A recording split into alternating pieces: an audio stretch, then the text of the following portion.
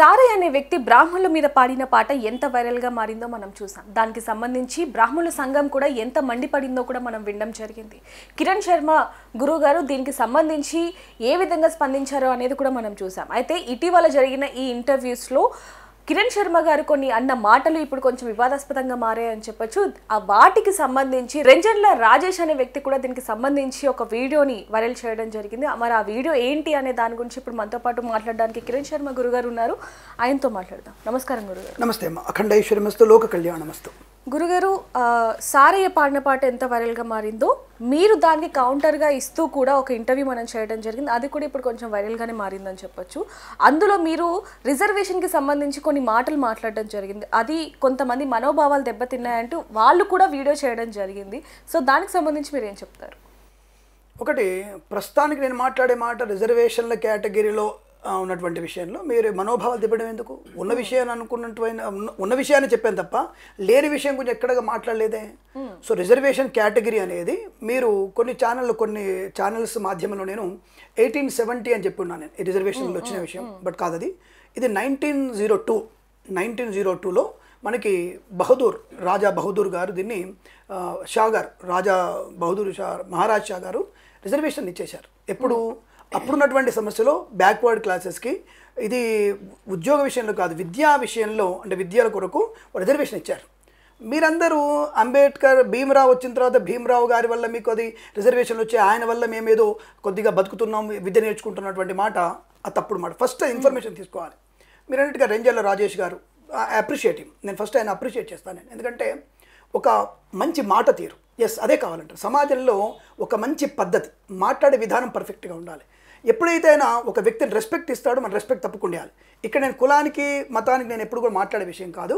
Is రెస్పెక్టివ్గా మాట్లాడు, చాలా respect. నేనేదో గొప్పగా చెప్పుకోవట్లే, నేను కూడా వారిని అలాగే రెస్పెక్ట్ ఇచ్చి రాజేష్ గారు మీరు అన్నది పర్ఫెక్ట్, కాబట్టి కొన్ని మాటలు మీరు తప్పుగా మాట్లాడుతున్నారు. తప్పుగా అంటే తప్పుగా అర్థం చేసుకున్నారేమో రాజ్యాంగం గురించి విధానం గురించి. But you note that first information it's the reservation started by the Shah Bahadur గారు. ఇది స్టార్ట్ చేసినటువంటి విషయం 1902లో స్టార్ట్ చేశాడు. బీసీ అంటే బ్యాక్వర్డ్ క్లాసెస్కి, అలాగే దాంట్లో ఎస్సీ ఎస్టీకి అడ్మినిస్ట్రేషన్ ఆఫ్ ది ఎడ్యుకేషన్లో దాన్ని ప్రమోట్ చేశారు.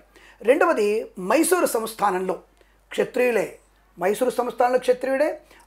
రాజా బహదూర్ గారు కూడా క్షత్రియుడే. క్షత్రియులై నుండి ఇతర అంటే ఎవరైతే ఆర్థికంగా వెనుకబడి ఉన్నారో అలాగే కుల వివక్ష గురవుతున్నారు అటువంటి విషయాల్లో వారు రిజర్వేషన్ ఇచ్చారు. ఫస్ట్ 1902లో వచ్చింది, సెకండ్ 1909 ఇది మైసూర్లో వచ్చింది. ఇది రెండు బాగా గుర్తుపెట్టుకోండి మీరు. ఈ రెండు గుర్తుపెట్టుకోవాలి మీరు. మనకి రాజ్యాంగం ఎప్పుడు స్టార్ట్ అయింది అంటే 1950లో నుంచి అమెండ్మెంట్ అయింది. అది 1947 నుంచి రాస్తూ ఉన్న 1950లో అది స్టార్ట్ అయింది. అందుకే దాన్ని రాజ్యాంగ దినోత్సవంగా మనం జనవరిలో జరుపుకుంటాం. ఆ విషయాన్ని మర్చిపోద్దు మీరు. రిజర్వేషన్ అనేది భీమరావు గారు ఇచ్చింది కాదు. ఫస్ట్ నోట్ దిస్ పాయింట్, మీకు రాజేష్ గారికి ఇన్ఫర్మేషన్. రెండవది అనాది జానన్న మాట ఒకటి ఏంటంటే అనాది నుంచి మీరు బ్రాహ్మణ రిజర్వేషన్ అన్నింటిలో పోతున్నారు. Can you show that? It's better to can you show because you are educated. మీ భాషని బట్టి నేను మిమ్మల్ని ఎడ్యుకేటెడ్ అనుకుంటున్నాను. నేను అనుకోవడం ఏంది, ఎడ్యుకేటెడ్గా మాట్లాడుతున్నారు కాబట్టి అలా ఉంది. అంటే గౌరవప్రదమైన మాటలు మాట్లాడు అంటే జాగ్రత్తగా మాట్లాడు. అవతల విమర్శించాలి. ఆ విమర్శ అవతల వాళ్ళకి సూటిగా ప్రశ్నించేలా ఉండాలి తప్ప అవమానించేలా ఉండకూడదు. రాజేష్ ఇస్ ద క్లేవర్, మంచి మాట్లాడు. అంటే సారయ్య క్లేవర్ కాదంటే సారయ్య అనవసరమైనటువంటి ఇబ్బందులు ఉన్న వ్యక్తి కాబట్టి, అంటే అనవసరమైనటువంటి మాటలు ఉన్న వ్యక్తి కాబట్టి ఆయనకి సరైనటువంటి విధానం తెలియకపోవడం అనేది అది జరిగి ఉండవచ్చు. అది పాట అంత మనకి వైరల్ అయింది అంటే వైరల్ అవ్వడం కాదు, అది 10 మందిని ఆ దృష్టికి వెళ్ళింది. 10 మందికి మంచి చెడనే విషయం దృష్టికి వెళ్ళింది. దాంట్లో కొంతమంది నాకు కౌంటర్ కామెంట్ చేయడం, తర్వాత రోజు నాకు సపోర్ట్ కామెంట్స్ రావడం ఇవంతా కూడా ఉంటుంది. ఆ రోజున బ్రాహ్మణ సంఘాలు ఎవరు కూడా సపోర్ట్ చెప్పినా ఈ రోజు దాదాపుగా భాగ్యనగరంలో కానీ మనకి తెలంగాణలో ఆంధ్రప్రదేశ్లో చాలా చోట్లలో అది కేసు ఫైల్ అనే విషయం వాస్తవం. ఎందుకంటే మనోభావాలు దెబ్బతింటాయి. ఇక్కడ రిజర్వేషన్ క్యాడర్లో వచ్చరికి రెంజర్ల రాజేష్ గారు మాట్లాడలకి రిజర్వేషన్ అనుభవిస్తున్నారు నెహ్రూ నుంచి అంటున్నారు. నెహ్రూ అనేది కాశ్మీర్ పండిట్లకి మోతిలాల్ నుంచి వారి నుంచి పుట్టినటువంటి సంతానమైనా సరే, బట్ ఇప్పుడున్నటువంటి కాలం సోషల్ మీడియా చూస్తున్నంత వరకు they are people are not Brahmins అని, దే ఆర్ ముస్లిమ్స్ అన్నటువంటి విషయం వాదన వస్తుంది. But I don't know what is perfect. బట్ ఆయన తండ్రి మోతిలాల్ నెహ్రూ అనేటువంటి విషయం మాత్రం కాశ్మీరీ పండిట్ అనేది వాళ్ళు చెప్పుకున్నారు. ఆ విషయంలో ప్రస్తుతానికి వాళ్ళందరూ కూడా గాంధీ అంటారు, ఖాన్ అంటారు, అది మనకు తెలియదు. నాకు తెలియని విషయంలో మనం పూర్తి వివరాలు తెలియనప్పుడు వెళ్ళొద్దు. బట్ తండ్రిగా రిజిస్టర్డ్ మాత్రం మోతిలాల్ అని ఉంది, అది కాశ్మీరీ పండిట్లని. బట్ ఆ రిజర్వేషన్ కేటగిరీలో ఆ టైంలో సర్దార్ వల్లభాయ్ పటేల్కి ప్రధానమంత్రి అయిన అవకాశాలు ఎక్కువగా ఉండే. ఈ ఇది గుర్తుపెట్టుకోండి. సర్దార్ వల్లభాయ్ పటేల్ వచ్చేసి మీకు తప్పకుండా మీకు అతను ప్రధానమంత్రి అయ్యే చోట్ల నెహ్రూ గారు ప్రధానమంత్రి అయ్యారు, అదొక స్టోరీ. మళ్ళీ దాని విషయానికి వెళ్తే దాని గురించి కూడా డిబేట్ మాట్లాడగలుగుతాను నేను, ద క్లియర్ ఇన్ఫర్మేషన్, అది వేరే విషయం. రిజర్వేషన్ అక్కడ ఆయన కేటగిరీలో తీసుకోవాలి, అప్పుడు రిజర్వేషన్ కేటగిరీలకి దాన్ని అనుభవించే అవకాశం లేదు.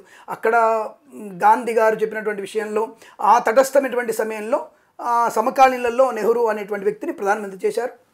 ఇట్స్ నాట్ ఎవర్ దాని అగేన్స్ట్ చెప్పలేదు, దాని గురించి వాదన ఒక్కలేదు. రెండోది అనాది నుంచి అంటున్నారు, అనాది నుంచి రిజర్వేషన్ పొందుతున్నారు అంటున్నారు. ఎక్కడ పొందారు నాకు చూపించండి ఒకసారి.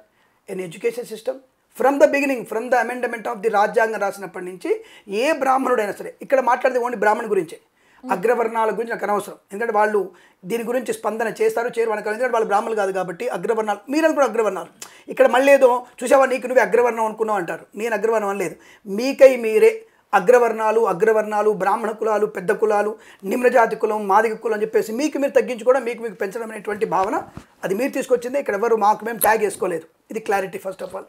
కాబట్టి మీకై మీరు రిజర్వేషన్ అంటున్నారు కదా, ఎక్కడ రిజర్వేషన్ తీసుకున్నాం అంటే మీరు వీలైనది ఏంటంటే ఇక్కడ రిజర్వేషన్ అనుభవిస్తున్న వాళ్ళు మీరు పూర్తిగా. ఇప్పుడు నేను దానికి వ్యతిరేకంగా ఒక రకంగా మనం చెప్పుకున్నాం మండలి గురించి గొడవలప్పుడు 90 రిజర్వేషన్ చెప్పాడు. అసలు రాజ్యాంగాన్ని లేదు ఇలా కాదు ఇంతవరకు రిజర్వేషన్ ఉండాలి అని చెప్పారు, అది 50% వచ్చింది. ఇప్పుడు మరి ఇంకొన్ని రోజులు పోతే ఇంకేమైనా పార్టీలు కనుక గందరగోళ పార్టీలు కనుక మళ్ళీ దానికి వస్తే రాజ్యాంగంలో 70% వాళ్ళకి రిజర్వేషన్ చెప్పడం వల్ల ఇంకేం జరగవచ్చు మేబీ, అది నేను అనట్లేదు.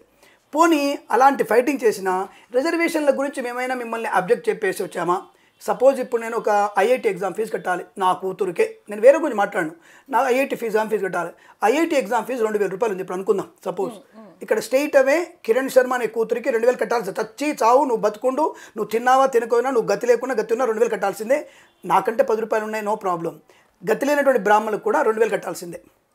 ఇక్కడ 10 కోట్లు 20 కోట్ల ఎవరైతే మీరు అనుకున్నటువంటి తక్కువ కులాల వాళ్ళు మీరు అనుకుంటున్నారో వారు ఆ 100 రూపీస్ 250 కట్టాలి.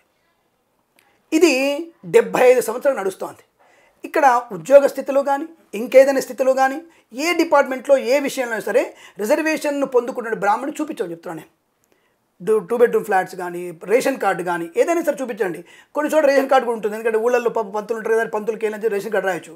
కానీ ఇతర ఎంత అంటే ఒకవేళ లబ్ధి పొందినా ఎంతమంది పొందారు బ్రాహ్మణులు? 5% ఉంటారు, మేబీ 4%. అది కూడా ఎకనామికల్ బ్యాక్వర్డ్ కాస్ట్ కింద, బ్యాక్వర్డ్ కేటగిరీ కింద వాళ్ళకి 5% వచ్చి ఉండొచ్చు మేబీ, నాకైతే రాలి. సో అలాంటప్పుడు ఎంతమంది రిజర్వేషన్లు పొంది ఇక్కడ మీకు పెద్ద పెద్ద ఉద్యోగాలు సంపాదిస్తున్నారు, పెద్ద పెద్ద ఉద్యోగాల్లోకి అప్లికేషన్లోకి వెళ్తున్నారో మాకు నాకు క్లారిటీ ఇవ్వాలి. అంటే ఇక్కడ ఏదో అంటే నోటికి ఏదో టక్కున చెప్పడం కాదు. రిజర్వేషన్లు గత 1000 సంవత్సరాలుగా అనుభవిస్తానంటే సనాతనం పుట్టినప్పటి నుంచి రిజర్వేషన్లు లేవు ఆయన, అది వర్ణ వ్యవస్థ మాత్రం పదే చెప్తున్నాం మేము. కాబట్టి ఈ విషయంలో రిజర్వేషన్లు బ్రాహ్మణులు అనుభవిస్తున్నారు అనేది అబద్ధం, అది మీరు తప్పకుండా వెనక్కి తీసుకోవాలి. రాజేష్ గారు అది గుర్తుపెట్టుకోండి, రిజర్వేషన్లు బ్రాహ్మణుడు అనుభవించట్లేదు, అది ఎక్కడ కూడా మీకు రుజువు కాదు, అది ఇంపాసిబుల్. ఇది ఒకటి గుర్తుపెట్టుకోండి. రెండవది ఆయన అడిగినటువంటి మాటల్లో, రాజేష్ గారు అన్న మాటల్లో మీరు ఈ పార్టీల గురించి ఇతరత్ర మాట్లాడుతూ లాస్ట్లో వచ్చేసి ఏదైనా సరే మీరు మర్యాదగా నోరు దగ్గర పెట్టుకుని మాట్లాడని ఒక మాట తూలాడు. ఇప్పుడు చెప్తున్నాను నేను, ఎక్కడైనా సరే ఏ విషయంలో అయినా సరే మేము అంటే బ్రాహ్మణులు ఎవరు కూడా ఇంకొకళ్ళ వ్యక్తుల దగ్గర వెళ్ళరు, ఒక వ్యవస్థలోకి వెళ్ళరు వాళ్ళు, ఎందుకంటే వాళ్ళకి అనవసరం. ఎందుకంటే మనకున్నదంతా కూడా మన బ్రాహ్మణ సమాజంలో మనం జాగ్రత్తగా ఉందాం. మళ్ళీ ఈయన కూడా ఒక మాట అన్నాడు, కష్టపడకుండా ఏం లేకుండా అని చెప్పేసి ఈయన కూడా అన్నాడు, ఏం కష్టపడుతున్నారు మీరు అని చెప్పేసి. ఎవరి కష్టం వాళ్ళది అంటా నేను. ఇప్పుడు కంప్యూటర్ వ్యవస్థలో కూర్చున్న వ్యక్తి అంటే సాఫ్ట్వేర్ కంపెనీలో ఆయన కీబోర్డ్ కొట్టుకుంటూ ఏసీలో కూర్చుంటే 2 లక్షల రూపాయల జీతం ఉంది ఒక్కొక్కరికి. ఇప్పుడు మినిమంలో మినిమం కంప్యూటర్ సాఫ్ట్వేర్ ఇంజనీర్లకి మినిమం మనకు వచ్చేటువంటి జీతం 25,000, మినిమంలో మినిమం 25,000 ఉంది పర్ మంత్. ఇప్పుడు ఎగ్జాంపుల్ మనం చెప్తాం, ఇక్కడ మనలో ఉన్నాం మనం అంటే మన ముగ్గురు మనం కనబడుతున్నాం, ఒకళ్ళు కెమెరామెన్, ఒకళ్ళు యాంకర్, ఒకళ్ళు నేను. కెమెరామెన్ జీతం ఎంతమ్మా?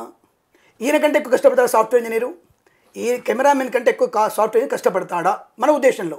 ఈయన రావాలి, కెమెరా సెట్ చేసుకోవాలి, ఎండలో నిలబడాలి, ఎండలో చూడాలి, ఎవరిని తెచ్చుకోవాలి, వాడు లోపలికి వెళ్ళాలి, వాడు తాగుపోతాడా తిండిపోతాడా, వాడు గట్టి చెప్పడా క్లారిటీగా వస్తలేదు, ఆయన ఎంత కష్టపడతాడు, వంగాలి నిల్చోవాలి, ఆయన చేయాలి పని. అలాగే యాంకర్ కూడా అడిగే విధానం, ఏ ప్రశ్న అడిగితే ఏమవుతుందో, ఒకవేళ పొరపాటున యాంకర్ నోట్లో జారిపోతే అది లైవ్ ఉంటే అదో కష్టం అనే ఇన్ని విభాగాల్లో ఎవరి కష్టం వారిదే ఉంటుంది. ఈ కెమెరామెన్ కష్టం సాఫ్ట్వేర్ వాడు, సాఫ్ట్వేర్ ఇంజనీర్ హార్డ్వేర్ వాడు, హార్డ్వేర్ వాడు ఒక మెకానిక్ వాడు, ఒక టీవీ మెకానిక్ కష్టం టీవీ మెకానిక్దే, కెమెరామెన్ పనే, ఒక పురోహితుడిది పురోహితుని పనే ఉంటుంది. నేను చదువుకున్నటువంటి వ్యక్తికి నాకుండేటువంటి వేడి, నాకుండేటువంటి బుర్ర హీటింగ్ నాకు వేరే ఉంటుంది. అది నా కష్ట ఫలితం. నా కష్ట ఫలితాన్ని తక్కువ అంచనా వేయడానికి మీరెవరు? అటువంటి తక్కువ అంచనా వేయకూడదు అనేది నా అభిప్రాయం. కాబట్టి ఎట్టి పరిస్థితుల్లో మీరు రిజర్వేషన్ గురించి కానీ నా శ్రమ గురించి కానీ మాట్లాడేటువంటి అధికారం మీకు లేదు. లేదు. అలాగే నేను మీ గురించి మాట్లాడే అధికారం మీకు లేదు. కాబట్టి రాజేష్ గారు గౌరవంగా మాట్లాడారు, గౌరవంగా సమాధానం చెప్పాను. లాస్ట్లో ఒక మాట తూలారు మీరు. అలాంటి మాట నేను తూలుతాను. మీ నోరు జాగ్రత్తగా ఉంటే మంచిది అన్న విషయాన్ని గమనించుకుంటే మంచిది. ఎందుకంటే నేను మిమ్మల్ని తప్పుగా ఎవరిని మాట్లాడలే. సారే గారిని, రమణ గారిని, ఇంకోని కానీ నేను ఎప్పుడు మాట్లాడిన దానికి మీరు ఎందుకు అనవసరంగా ఓవర్ థింకింగ్ చేసుకుంటూ లాస్ట్ మినిట్లో ఫస్ట్లో బాగా మాట తర్వాత వచ్చేసరికి ఒళ్ళు దగ్గర పెట్టుకోవాలి, నోరు సంలాయించుకోవాలి, నోరు జాగ్రత్త పెట్టుకోవాలి అనేటువంటిది బ్రాహ్మణులు తింటున్న విషయం అనేది మాట్లాడారు. ఇంకొకటి అన్నాడు ఆయన, మీరు పురోహితం చేస్తారు కదా, పురోహితంలో మీకు రిజర్వేషన్ ఎందుకు ఇవ్వరంటారు. ఇది క్లారిటీ. ఫస్ట్ ఇది నేను యాక్సెప్టెడ్. ఫస్ట్ రాజేష్ గారికి ఇది యాక్సెప్టెడ్, నేను కన్ఫర్మ్గా యాక్సెప్టెడ్.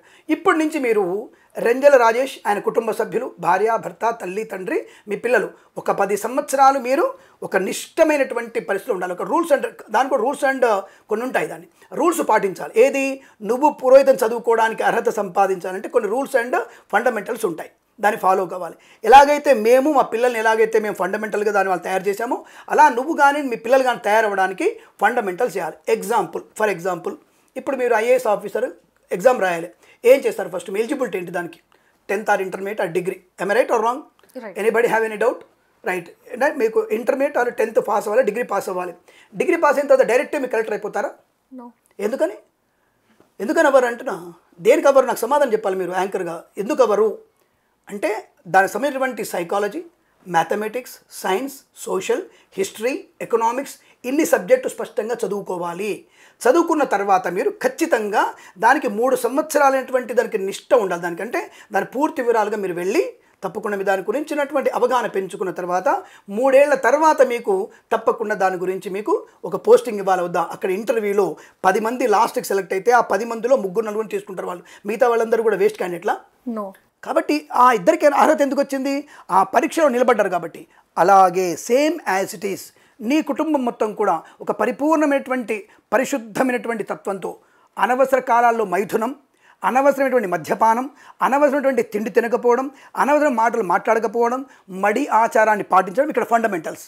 వీటిని మీరు పాటిస్తూ 10 సంవత్సరాలు మీరు ఒక రామాయణ భాగవత గ్రంథాన్ని పూర్తిగా చదివి దాన్ని చెప్పగలిగేటువంటి శక్తి ఉంటే మీ పిల్లల్ని 7 ఏళ్ల వయసులో తీసుకొచ్చి ఒక పాఠశాలలో ఉంచితే పొద్దున 4 గంటలకు లేపి వానికి రామనామ స్తోత్రం, కృష్ణనామ స్తోత్రం ఇవన్నీ చెప్పించి అప్పుడు వాడికి ఒక రకమైనటువంటి మంత్రం అంటే ఏమిటి, దాన్ని ఎలా చెప్పాలనే విషయాన్ని చెప్తాం. దీనికి తప్పకుండా ఇప్పుడు మీరు మొదలు పెడితే రేపు 15 ఏళ్ళ తర్వాత మీ కుమారుడు కనుక మీరు ఈ వేదంలోకి చదవడానికి వస్తే అప్పుడు మీ పరిపూర్ణమైనటువంటి విద్య అబ్బుతుంది. ఈ ఆఫ్టర్ ఆల్ కలెక్టర్ ఆఫీస్లో ఉద్యోగం చేయడానికి నీకు 3-4 ఏళ్ళు 5 ఏళ్ళు కష్టపడితే చేసేటువంటి దానికి పరిపూర్ణమైనటువంటి పరిశుద్ధమైన భగవంతుని చేరుకోవడానికి అసలు అజేయమైనటువంటి వాడు ఆ శక్తి అసలు బ్రహ్మాండ శక్తివంతుడు. అటువంటి శక్తివంతుడు దేవుని కనుక్కోవాలంటే ఎంత నిశుద్ధంగా ఉండాలి? బ్రహ్మాండమైనటువంటి శుద్ధమైనటువంటి ఆత్మతో శరీరంతో ఉండాలి. అప్పుడు మడి ఆచారం తెలుస్తుంది అప్పుడు నీకు. అలా అంటున్న వ్యక్తికి అయితే మేము తప్పకుండా యాక్సెప్టెడ్. 7th ఇయరే మీ పిల్లవాడిని పంపించేయాలి పాఠశాలకి. పొద్దున్న 4ంటికి లేస్తాడు వాడు, పొద్దున్నే మంత్రాలు చదివిస్తారు, నామాలు చదివిస్తారు, సంధ్యాహం జరిపిస్తారు, అన్ని జరిపిస్తారు. భగవంతుడు అంటే చెప్తాడు ఒక మళ్ళీ 30 ఏళ్ళ తర్వాత మీ కుమారుడే మీ 10 మందికి ఇదిగో ఇది తప్పు, ఇది చేయొద్దు, ఇది తినొద్దు, ఇలా ఉండాలి అని చెప్పగలిగే అవకాశం ఉంటుంది. దెన్ వీఆర్ గివింగ్ రిజర్వేషన్, తప్పకుండా ఇస్తాం మీకు మేము. నువ్వు సవ్యంగా లేవు, నువ్వు పొద్దున్న లేస్తే తాగుతా అంటావు, నువ్వు పొద్దున్నే తింటా అంటావు, నువ్వు తిన్న తర్వాత తాగిన తర్వాత నేను నా పిల్లాడిని మంత్రాలు చెప్పంటే చెప్పకూడదు. ఇప్పుడు వెంటనే కౌంటర్ వస్తుంది నాకు, అంటే మీ బాపలో తాగుతలేరా, తింటలేరా, అందుకే చికెన్ రేటు పెరిగిపోయింది, మందు రేటు పెరిగిపోయింది అంటారు కదా. అటువంటి దరిద్రుల్ని కూడా మనం ఆక్షేపించదు. వాళ్ళు బ్రాహ్మణులు కారు, యాక్సెప్టెడ్. వాళ్ళు నీచులే, నికృష్టులే, వాళ్ళు బ్రాహ్మణులు కారు. ప్రవర్తన కలిగిన వాడే బ్రాహ్మణుడు కదా. మీకు అటువంటి డౌట్ అక్కర్లేదు. కాబట్టి ఆ విషయంలో మీకు రిజర్వేషన్ ఉంటుంది. ఇప్పుడు మీరు మనం ఫాలో అవ్వండి. 15 ఏళ్ళ తర్వాత నీ కుమారుడిని వాళ్ళని దీంట్లో పెట్టండి, అప్పుడు తెలుస్తుంది మీకు. ఇప్పుడేమంటారు మీరు? చూసావా వీడు తప్పించుకోవడానికి ఆఫ్టర్ 25 years అట వీడు రమ్మంటాడు. అంటే రెంజల్ల రాజేష్ అన్న ప్రతి ఒక్క అంటే ఆ వీడియో మొత్తం మీరు చూసినట్టుగా మాకు అర్థమవుతుంది. ఎందుకంటే ఆ ఫైర్లో మాకు తెలుస్తుంది. కాబట్టి రాజేష్ అన్న క్లారిటీ, ఇది ఫైర్ కాదమ్మా, వాస్తవం. ఇది వాస్తవమే మాట తప్ప ఇది ఫైర్ అని అందరూ అనుకుంటారు. మన సమాజంలో అదే ఉన్నటువంటి దరిద్రం. ఏదో ఆవేశంగా మాట్లాడతారు కాదు, నేను ప్రాక్టికల్గా మాట్లాడుతున్నాను. నేను అంటే ప్రశ్న అడిగే సమయం కూడా ఇవ్వట్లేదు మాకు. అందుకని అంటే ఆయన అన్న ప్రతి ఒక్క దానికి మీరు సమాధానం చెప్పడం జరిగింది. అంటే వేదాలు మంత్రాలు కూడా మమ్మల్ని నేర్చుకొనివ్వరు, మీరే నేర్చుకుంటారు. మంత్రాలు ఏవి కూడా మాతో పఠించరు, వేదాల్లోకి మమ్మల్ని రానివ్వరు, అంటే ఆ ప్లేసెస్లోకి కూడా రానివ్వరు అంటూ కూడా ఆయన చెప్పిన వాటికి అన్నిటికీ కూడా మీరు సమాధానం చెప్పడం జరిగింది. అయితే మీరు ఇందాక స్టార్టింగ్లో అంటే చెప్పే క్రమంలో ఒక మాట అన్నారు, మేము చాలా జాగ్రత్తగా మాట్లాడతాము, ఎవరు ఏమన్నా సరే మేము ఆతి చూచి మాట్లాడతాం అనేది మీరు అన్నారు కదా. సో దానికి ఒక చిన్న ప్రశ్న అండి. ఒక 2 రోజుల క్రితం మనం ఒక లైవ్ డిబేట్ పెట్టడం జరిగింది. అందులో సారయ్య ఫ్యామిలీకి మీరు ఒక చిన్న మాట అనడం జరిగింది. దానికి కూడా ఆయన కొంచెం రేజ్ అయినప్పటికీ కూడా మీరు ఒక పండితులు అయ్యి ఉండి ఆ విధంగా మాట్లాడడం ఎంతవరకు సామాన్యం అంటారు? అయితే అంటే నువ్వు బట్టలు ఇప్పి మీ భార్య ముందు కూతురు ముందు ఉంటావా అనే ఆ పదం కూడా కొంచెం, దానికి కూడా మరి మీరు సమాధానం చెప్పాలి. ఒకటి నేను నాది ఒక భావోద్వేగం, నిజంగా చెప్పాలంటే అది భావోద్వేగమే, దాన్ని మనం తప్పించుకోవాల్సిన అవసరం లేదు. ఇప్పుడు ఒక విజ్ఞత కలిగిన వ్యక్తి తప్పించుకోడు దేని గురించి. సో నేనన్నా అప్పుడే నేను చెప్పి ఉంటాను మీకు, నేను అంటే నా టైప్ ఆఫ్ ఎలాంటి మెంటాలిటీ అంటే గాంధీ మహాత్ములంతా ఒక రూటు, నేతాజీ సుభేంద్ర ఒక రూట్ అని చెప్పాను నేను. అప్పుడు కూడా చెప్పుకోను. ఎందుకు ప్రసారం అలా చెప్తారంటే ఎస్ అఫ్ కోర్స్ నాది బ్రాహ్మణ హిందూ ఫౌజ్, నాది బ్రాహ్మణ హిందూ ఫౌజ్ కాబట్టి నేను అలా ఒక్కొక్కసారి స్థాయి దాటిపోయాను, ఉండవచ్చు నేను కరెక్టే కాదంటే. కానీ అక్కడ కాంట్రవర్సీ ఏమైందంటే నేను ఒక పదాన్ని మాట్లాడుతున్నప్పుడు దాన్ని పూరించే లోపు ఆయన ఆవేశపడ్డాడు, ఆవేశంలో మిక్స్ అయిపోయింది, అది ఆవేశంలో మిక్స్ అయిపోయింది. మీరు లైవ్ డిబేట్లో చూడవచ్చు. అంటే మీ కూతురు ముందు బట్టలు ఇప్పుకొని తిరిగితే ఒప్పుకుంటారా అనే లోపలనే ఆయన ఆవేశపడి ఏ అన్నాడు మొదలుపెట్టింది. నేను కూడా ఆయాయి అనుకొని అది కొద్ది కాస్త అది ఘర్షణ వాతానికి వెళ్ళి మళ్ళీ దాన్ని చర్చలోకి వెళ్ళిపోయింది. అది ఆ మాట తప్పే, నేను కాదనట్లేదు. ఎందుకంటే వాళ్ళ ఆడపిల్లల వాళ్ళు, ఎందుకంటే అది ఆడపిల్ల, ఇప్పుడు ఆయన భార్యను ఆడపిల్లనే, ఆయన కూతురుని ఆడపిల్లనే, నాకు ఆడపిల్ల భార్య తల్లి ఉంది కాబట్టి అదంతా రాకూడదు. మీరు అన్నట్టుగా విద్వత్తు ఉన్నవాడికి అది రాకూడదు. కానీ అవతల వాడు మాట్లాడుతున్నప్పుడు చెంప మీద కొడుతున్నప్పుడు ఒక చెంప చూపించేందుకు నేను గాంధీని కాదు, గాంధీని కాబోను, నేను నేతాజీలాగానే ఉంటాను, దెబ్బకు దెబ్బ రెండే విషయాలు. కాబట్టి అక్కడ ఒకవేళ వాళ్ళ మనోభావాలు దెబ్బతింటే తప్పకుండా నేను వాళ్ళకి క్షమాపణ చెప్తాను.